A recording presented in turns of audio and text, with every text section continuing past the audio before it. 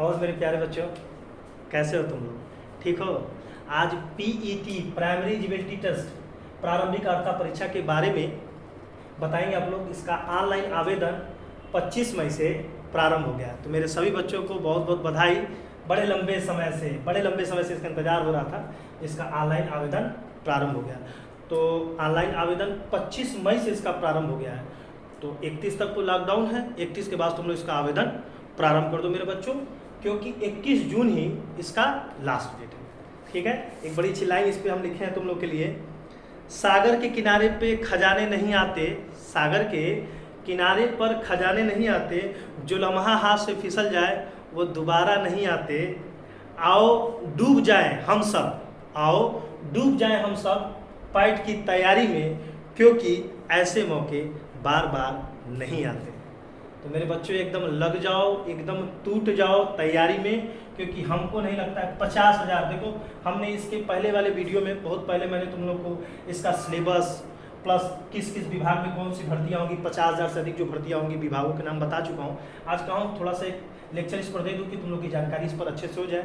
अभी क्लासेस तो चल नहीं रहे हैं। 31 के बाद से अनलॉक जब हो जाएगा तो जैसा सिचुएशन होगा फिर हम इस पर तुम लोग की तैयारी प्रारंभ कर देंगे। 30-40 नंबर तैयार करा ही चुके हैं सिलेबस का। आगे हम लोग उसको रिपीट करके फिर से हम लोग आगे बढ़ेंगे। ठीक है, तो एकदम तैयारी में आप लोग लग जाइए। आइए इसके बारे में थोड़ा बता देते हैं ऑनलाइन आवेदन के बारे में, तो तुम लोग तैयारी इसकी प्रारंभ कर दो। एक बड़ा अच्छा उदाहरण तुम लोग को आज हम देते हैं तैयारी को लेकर। इस एग्जाम में एक उदाहरण बड़ा अच्छा देते हैं तुम लोग को। देखो, हंगरी एक देश है। हंगरी में एक व्यक्ति थे करोली, जो वहाँ के आर्मी के जवान थे।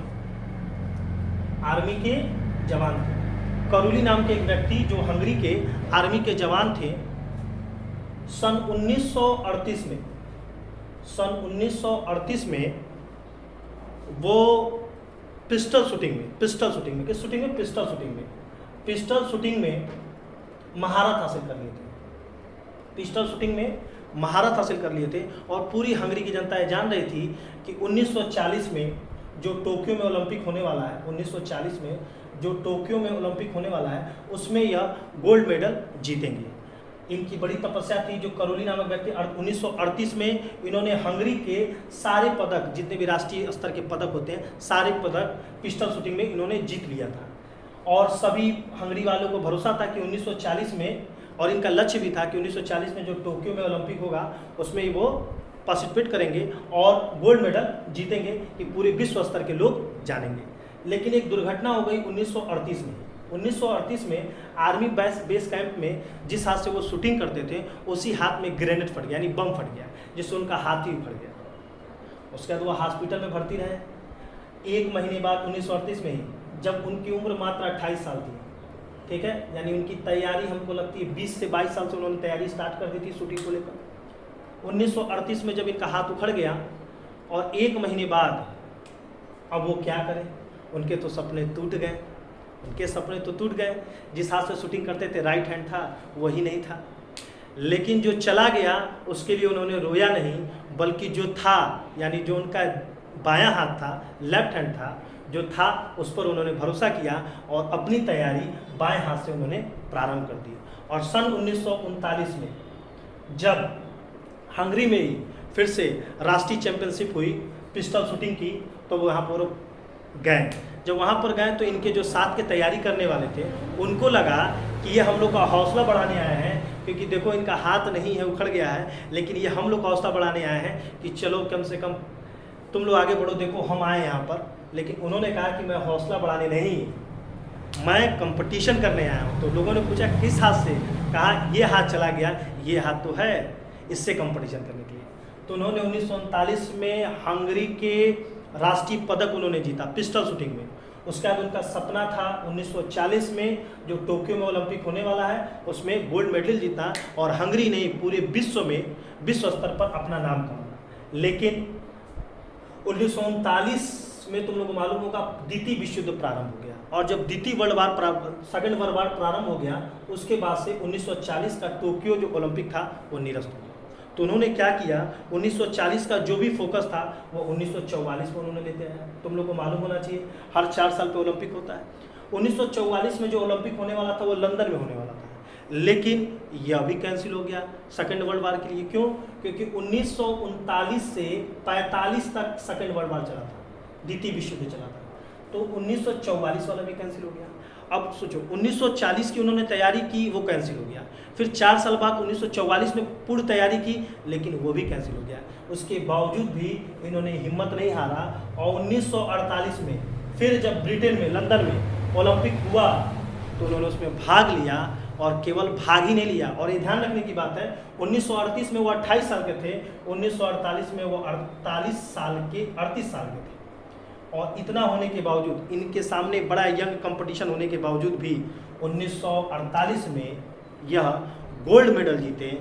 और यही नहीं रुके, उसके बाद भी 1952 में जो फिनलैंड में ओलंपिक हुआ उसमें भी ये गोल्ड मेडल जीते पिस्टल शूटिंग में। इस प्रकार उस समय तक लगातार 2 बार पिस्टल शूटिंग में कोई भी गोल्ड मेडल ओलंपिक में नहीं जीता था।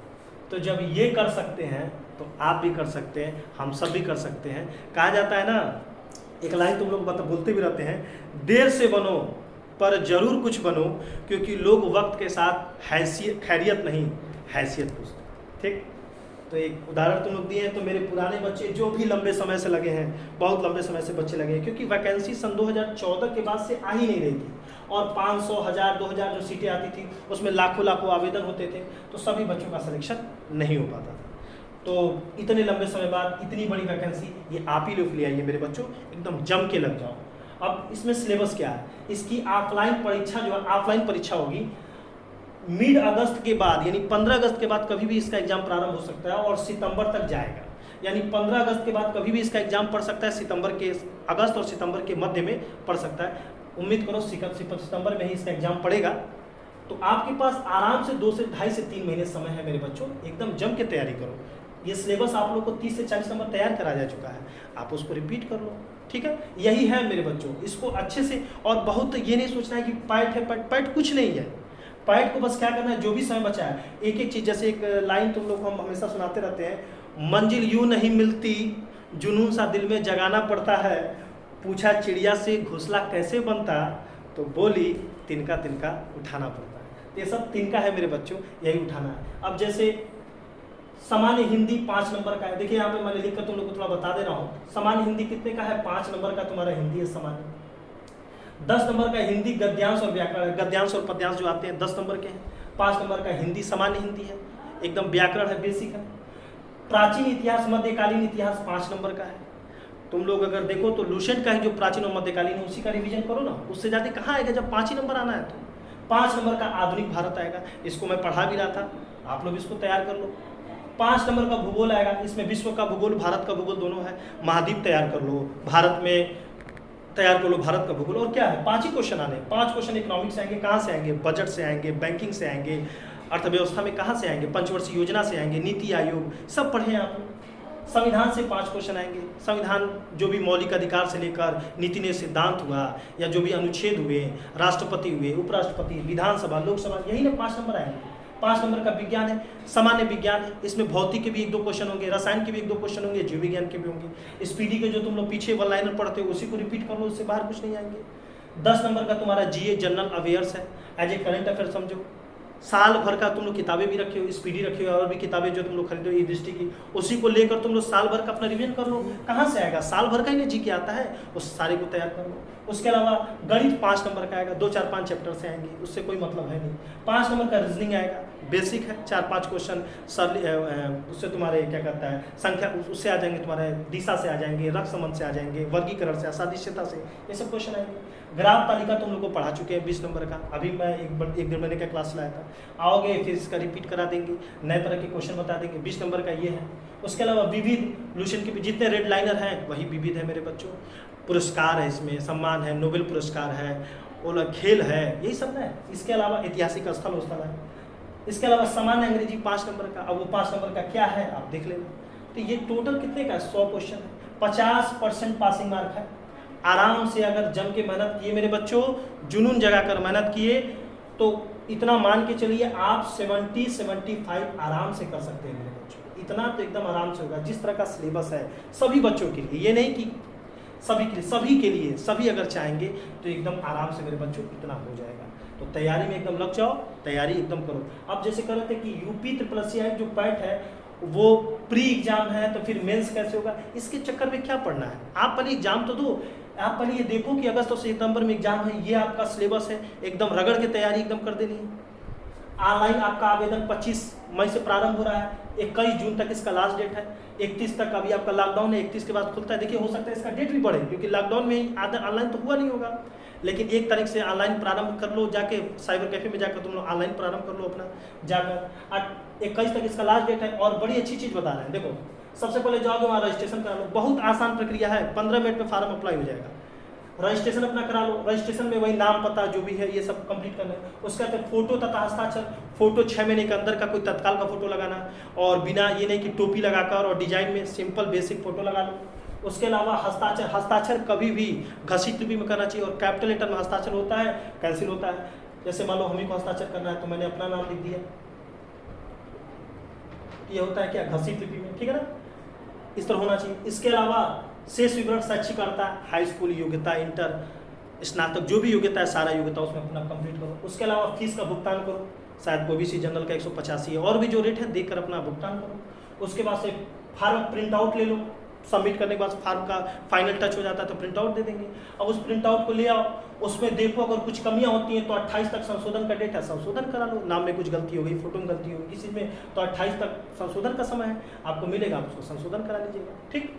एक और चीज बच्चे पूछे थे, सर ये OTR वाला क्या मामला था। हाँ, OTR देखो प्रारंभ हुआ था, वन टाइम रजिस्ट्रेशन के लिए OTR प्रारंभ हुआ था, लेकिन इसमें कुछ दिक्कतें आ गई, टेक्निकल इशू आने के कारण 5 लाख लड़के आवेदन किए, 1 लाख लड़के ही इलाका जनरेट कर पाए, और ऐसे समय आया जिस समय लॉकडाउन चल रहा था, कोई आवेदन भी नहीं कर पा रहा था, इसलिए इसको सरकार ने निरस्त कर दिया। अब इससे आपको कोई मतलब नहीं, आप डायरेक्ट आप PET के लिए रजिस्ट्रेशन कराइए, फोटो ये सब करिए, आपका आवेदन कंप्लीट हो जाएगा। ठीक है, तो एकदम 1 तारीख के बाद से आप लोग अपना कराना प्रारंभ कर दीजिए, और 21 तक अंतिम तिथि है, उसके बाद से 28 जो संशोधन तिथि, उसका अगर कोई दिक्कत होगी हमको बताइएगा, फिर इसको आप लोग उसको क्लियर कर लीजिएगा। ठीक है, एज क्या है, 1 जुलाई से 2021 से 18 से 40 साल एज होना चाहिए, तो एकदम आराम से सभी का हो जाएगा। और 40 के बाद भी महिलाओं को 5 साल छूट मिलती है, SC ST को 5 साल है, OBC को 3 साल जो छूट है वो छूट आप लोग की। योग्यता की बात करें तो देखो हाई स्कूल का इसमें कौन सा आवेदन होगा, समूह की भर्ती है, लेकिन उसमें भी एक आध पोस्ट ऐसे हैं, कुछ पोस्ट हैं जो उसमें हाई स्कूल भी मांगता है। सिंचाई विभाग में भी एक आध पोस्ट ऐसे हैं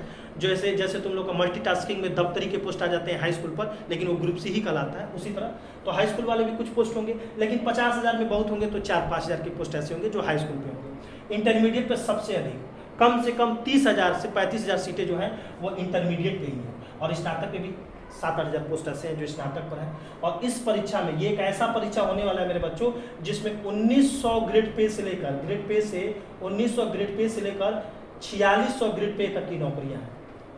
यानी एक तरह से कह सकते हो कि इसमें लोअर PCS तक की भी पोस्ट है, लोअर PCS तक की भी पोस्ट है। अब कौन कौन से पोस्ट हैं देखो, लेखा परीक्षक, सहायक लेखा परीक्षक जो होते हैं, तहसीलदार, लेखपाल लगभग 8,000 पोस्ट, लिपिक यानी जूनियर असिस्टेंट के लगभग 7,000 पोस्ट, ग्राम विकास अधिकारी जो होते हैं इंटरमीडिएट पे जो होता है 2,000 पोस्ट, परिवार कल्याण विभाग में लगभग 9,000 पोस्ट। ये सब अधियाचन, ये आज का अधियाचन नहीं है, ये सन 2017 से अधियाचन जा रहा है। ये सन 2017 से वैकेंसी आएगी, अधियाचन दिया जा रहा था उत्तर प्रदेश अधीनस्थ सेवा चयन आयोग को कि हाँ मेरी यहाँ भर्ती है, और सारे भर्तियों को कलेक्ट करके वो एक साथ परीक्षा करा रहा है। उसके अलावा परिवार कल्याण में 9,000, बाल विकास पुरस्कार में लगभग 3,000 वैकेंसी है, सिंचाई विभाग में लगभग 14,000 जिसमें सिंचाई सिंचाई इंस्पेक्टर, जिलेदार, राजस्व निरीक्षक, रेवेन्यू इंस्पेक्टर RI बोलते हैं, लगभग 1,000 सीट है, नगर निगम में 3,000 सीट है, चकबंदी लेखपाल में लगभग 3,000 सीट है, परिवहन विभाग में करीब 10,000 सीट है, इंटर कॉलेज में बाबू के लगभग 3,000 सीट है, लगभग इसी तरह और सब पोस्ट मिलाकर टोटल लगभग 50,000 ऐसे पोस्ट हैं जिसकी भर्तियां पैट के माध्यम से होगा। अब कुछ बच्चे कहें कि सर इसका मेंस कब होगा, तो देखो बेटा पहले तो आप सामने तो देखो, पहले तो एक एग्जाम इसको क्लियर करो, उसके बाद में मेंस की बातें होंगी। हाँ, अगस्त से सितंबर तक इसका एग्जाम कंप्लीट करा दिया जाएगा, 2 से 3 दिन में कंप्लीट हो जाएगा। सितंबर में एग्जाम कराकर इसका अक्टूबर में रिजल्ट आ जाएगा, और फिर नवंबर में आपको फिर से मेंस का इसका परीक्षा देना पड़ जाएगा। और हाँ, इसमें कुछ ऐसे भी पोस्ट होंगे जैसे जूनियर असिस्टेंट है, जूनियर असिस्टेंट के 7,000 पोस्ट हैं, तो इसमें हो सकता है टाइपिंग मांगे, तो जब जूनियर असिस्टेंट में टाइपिंग मांगेगा तो हो सकता है इसका मेंस ना हो, डायरेक्ट प्री के से मेरिट से ही टाइपिंग कर सकता है। ठीक है, तो कुछ पोस्ट होंगे लेकिन लगभग सबके मेंस होंगे। तो आप अपने तैयारी में लगिए। और एक बात जान जाइए, इसी के नंबर से, इसी के मेरिट के आधार पर ही उसकी नियुक्ति मानी जाएगी। तो जितना अच्छा आप नंबर उठाओगे उतना जल्दी आपको नौकरी मिलेगी। जिसके पास जितना अच्छा नंबर होगा उसको उतने ही ज़्यादा मौके मिलेंगे। अगर मान लीजिए लेखपाल का भी फार्म आ गया और रेवेन्यू इंस्पेक्टर का भी फार्म आ गया, दोनों फार्म आ गए, और जिस लड़के का नंबर अच्छा है वो दोनों में अप्लाई करेगा, लेकिन जिसमें उसकी नियुक्ति हो जाएगी तो उस अगला पद उसको छोड़ देना पड़ेगा। तो वहाँ पर वेटिंग लिस्ट जारी की जाएगी, उस जगह पर दूसरे को एडजस्ट कर दिया जाएगा। तो एकदम गोल्डन नहीं, बहुत ही बड़ा गोल्डन चांस आप लोग के लिए मेरे बच्चों, एकदम तैयारी में लग जाओ। अब तुम लोग हो नहीं तो हम भी बैठ कर खाली हैं, तो पढ़ाई तो कर रहे हैं सब, तो तुम लोग को पढ़ाई है, तैयारी हो ही रही है, लेकिन तुम लोग के बिना अब कहें कि सर तैयारी कर रहे हैं, तो सर की तैयारी से कोई मतलब नहीं है। तुम लोग रहोगे, तुम लोग के साथ तैयारी करते हैं, तैयारी कराते हैं। तो इसे कहा जाता है ना, बड़ा तो जरूर बनना है पर किसी को हरा कर नहीं, सबको साथ लेकर। ठीक है, तो तैयारी करिए। और एक चीज़ और जानिए कि सफलता के लिए कुछ नहीं सोचना है कि हमें क्या करना है, घबरा गए, पैट आ गया, हमारे पास 2-2.5 महीने समय, बहुत समय है, आप उसका उपयोग तो करिए, आप उसका उपयोग करिए। एक एक समय को अपने बेकार मत जानिए, एक एक दिन का उपयोग करिए। जैसे कहा जाता है ना, एक चीज़ बड़ी चीज़ बताते हैं, जिंदगी में पछतावा करना छोड़ो, इतने समय बीत गए, क्या हो गया, पछतावा करना छोड़ दो और कुछ ऐसा करो कि जो लोग तुम्हें छोड़ कर गए हैं वो पछताए। ठीक है, तो तैयारी में एकदम लगिए मेरे बच्चों, यही सब आपका है। तो आवेदन अपना प्रारंभ कर दीजिए। ये सब चीज़ें तो तुम लोग को बता चुके हैं, सिलेबस 40 नंबर हम पढ़ा चुके हैं, वो आगे भी हम इसको रूटीन में जारी रखेंगे। और जैसे ही अच्छे समय आते हैं, अब ज़्यादा नहीं, 10-15 दिन और मेरे बच्चों, सब समय अच्छे आते हैं, फिर हम लोग तैयारी में लग जाएंगे। तब तक आप लोग इसकी तैयारी, बेसिकली लूशन बहुत बड़ी चीज़ है, लूशन को लेकर जिस हिसाब से क्वेश्चन है उसकी रिपीट करिए, आगे की चीज़ तो हम पढ़ाएंगे। तैयारी में करिए मेरे बच्चों और जम के तैयारी करिए, क्योंकि ऐसा सुनहरा मौका फिर कभी नहीं मिलेगा। ठीक है, एक लाइन जाते जाते सुना दे तुम लोग को। सफल होने के 3 नियम, कहा था सफल होने के 3 नियम, खुद से वादा, मेहनत ज़्यादा और मजबूत इरादा। ये याद होना चाहिए, एकदम आप लोग तैयारी में लगिए। ठीक है, ईश्वर का दिया कभी अल्प नहीं होता, ईश्वर का दिया कभी अल्प नहीं होता, और जो टूट जाए वो संकल्प नहीं होता। हार को लक्ष्य से दूर रखो मेरे बच्चों, क्योंकि जीत का कोई विकल्प नहीं होता। खुश रहो, अच्छे से रहो, और अगला वीडियो देखते हैं किस टॉपिक पर पढ़ा।